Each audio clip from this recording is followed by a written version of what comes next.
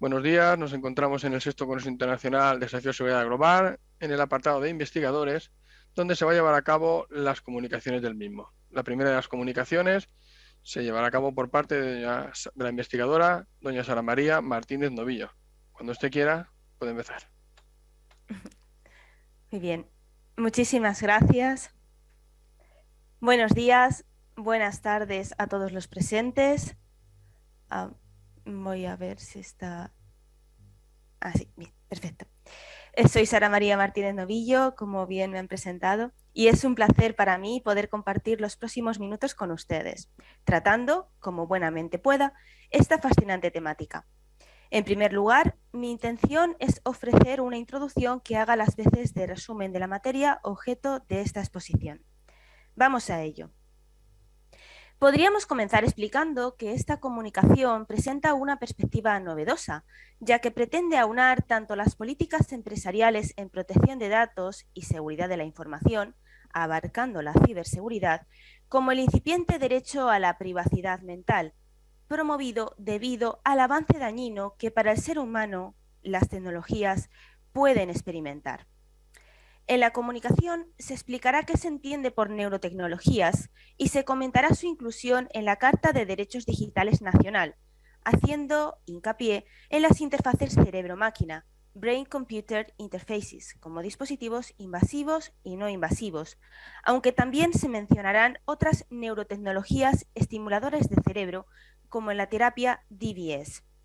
Se da especial relevancia a las interfaces cerebro-ordenador porque ha quedado probado que éstas aportan mayores facilidades para desembocar en los llamados neurocrímenes, que son derivaciones del cibercrimen, pero referidos a información biológico-humana accesible.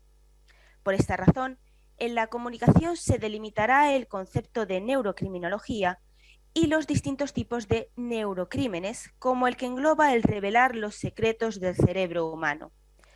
Además, se verá que los dispositivos neurotecnológicos pueden ser utilizados desde un principio con el objetivo de modificar procesos fisiológicos humanos, por ejemplo, la memoria, o bien con la intención de prevenir, diagnosticar o tratar enfermedades, pero la actuación maliciosa de los hackers puede acabar con dicha loable intención con aras de penetrar en nuestros neurodatos como parte del Internet de los cuerpos para finalidades criminales.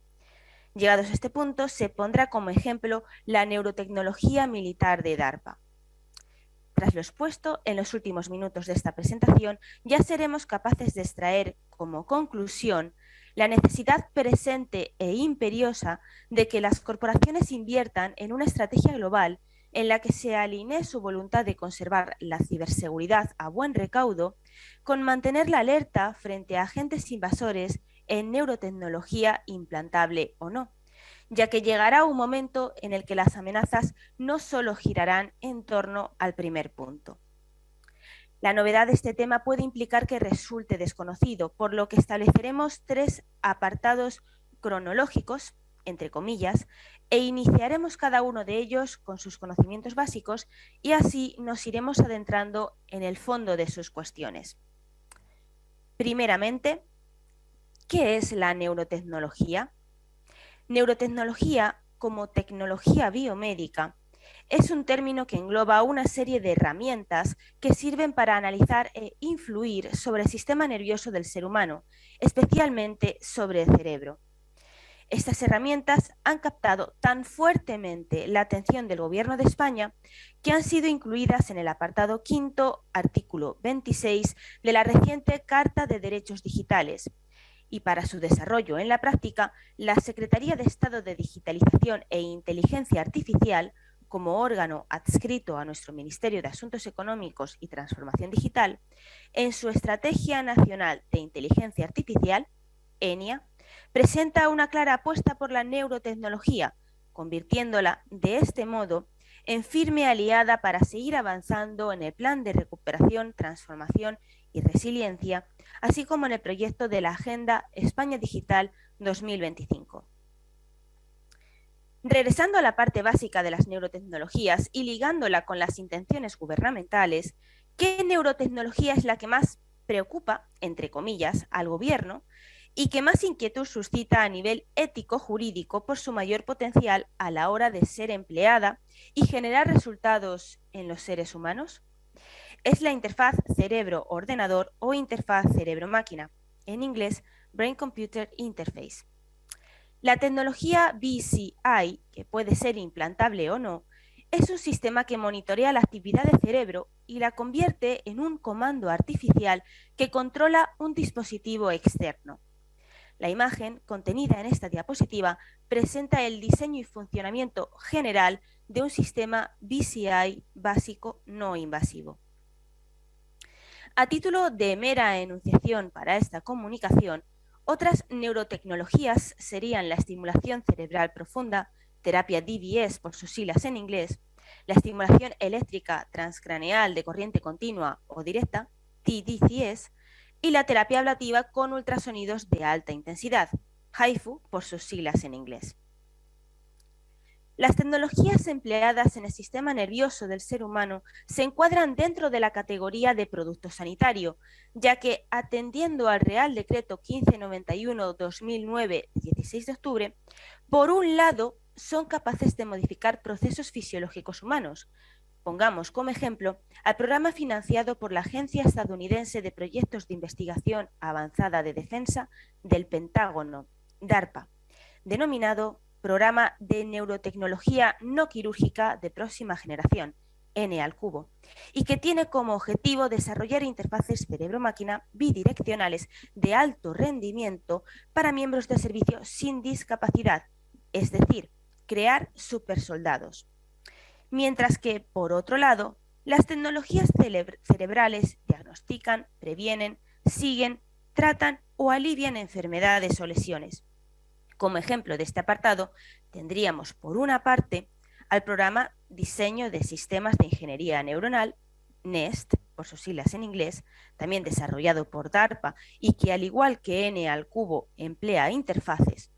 Y por otra parte, tendríamos a la estimación científica de que el número de pacientes con diagnóstico de Parkinson de inicio joven, personas menores de 50 años, se triplicará en los próximos años, por lo que no sería nada extraño que en las décadas que siguen, empleados corporativos porten consigo interfaces cerebro-máquina u otros aparatos cerebrales implantados o no. Y es con esta tipología de producto sanitario donde radica el peligro tanto para el trabajador de manera directa como para su empresa de forma indirecta de ser víctimas de los denominados neurocrímenes. Pero, ¿qué es exactamente un neurocrimen? Como explicábamos al comienzo, partimos de la base. Un neurocrimen es una derivación del cibercrimen referida a información biológico-humana accesible.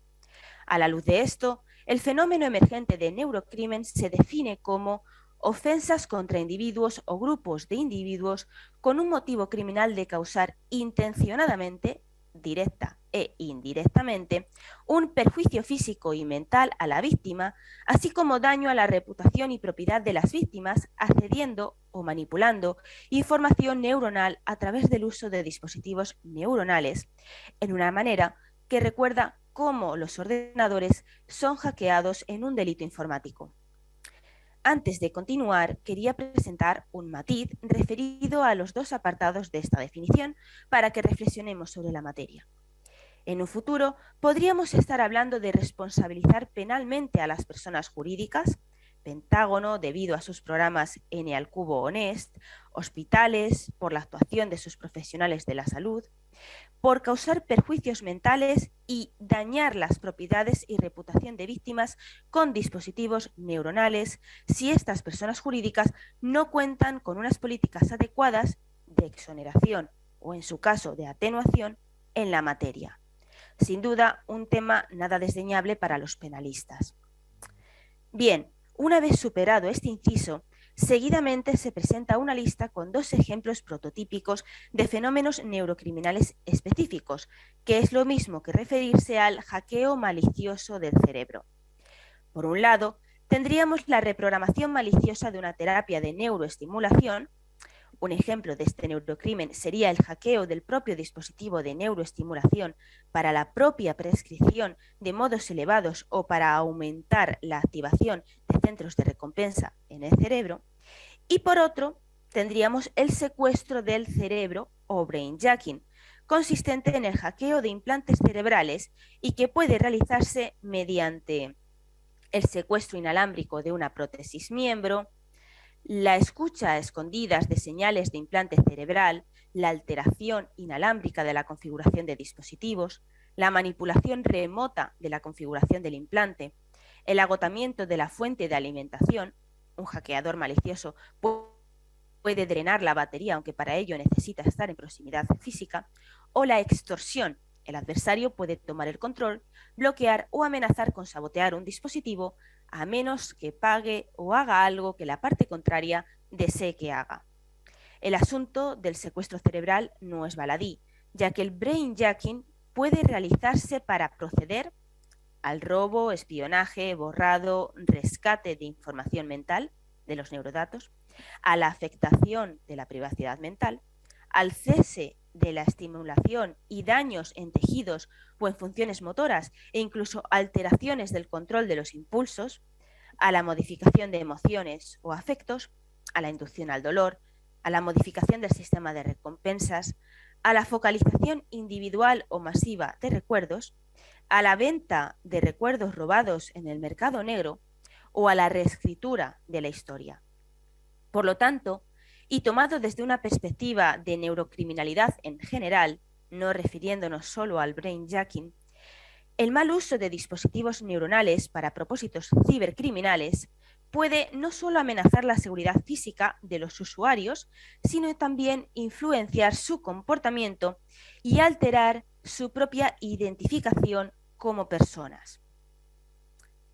Esta diapositiva, desarrollada por una de las compañías de seguridad informática más importantes del mundo, augura que para la década de 2040 comenzarán a tener lugar los neurocrímenes sobre los que hemos hecho hincapié en la diapositiva anterior. Entonces, para evitar todo lo expuesto, ¿cómo se lucharía en contra de los neurocrímenes? Pues bien, sería mediante los neuroderechos humanos, que pretenden formar parte del derecho internacional de los derechos humanos, ya que buscan ser incorporados a la Declaración Universal de los Derechos Humanos. Las dos corrientes de neuroderechos con más seguidores en el momento presente son la de Rafael Yuste, médico y neurobiólogo español, ideólogo del proyecto Brain Research Through Advancing Innovative Neurotechnologies, proyecto BRAIN de Estados Unidos, y la de Roberto Andorno y Marcelo Yenca, profesor e investigador, respectivamente, en las áreas de Derecho, Ética Biomédica, Tecnología e Ingeniería de la Rehabilitación en universidades de Zúrich. Curiosamente, ninguna de estas dos tendencias menciona sanciones ni su imposición en caso de vulneración de los neuroderechos que proponen. Esto significa que todavía queda mucho camino por recorrer en este innovador campo. Como la comunicación se centra en el sector empresarial, aquí vamos a desarrollar únicamente el neuroderecho, compartido por ambas corrientes, que más interesa defender al ámbito corporativo para con sus empleados, ya que es el que más quebraderos de cabeza puede darle a la persona jurídica desde la perspectiva de la revelación de secretos del cerebro humano. Se trata del neuroderecho a la privacidad mental, cuyo objetivo es proteger cualquier bit o conjunto de información cerebral sobre un individuo registrada por un neurodispositivo y compartida en todo el ecosistema digital. Además, en relación con este neuroderecho, resulta de especial importancia para esta exposición el saber que los datos cerebrales generados por interfaces cerebro-máquina podrían ser enviados a una aplicación conectada, pudiendo ser almacenados en la nube u otros puntos finales de almacenamiento de datos.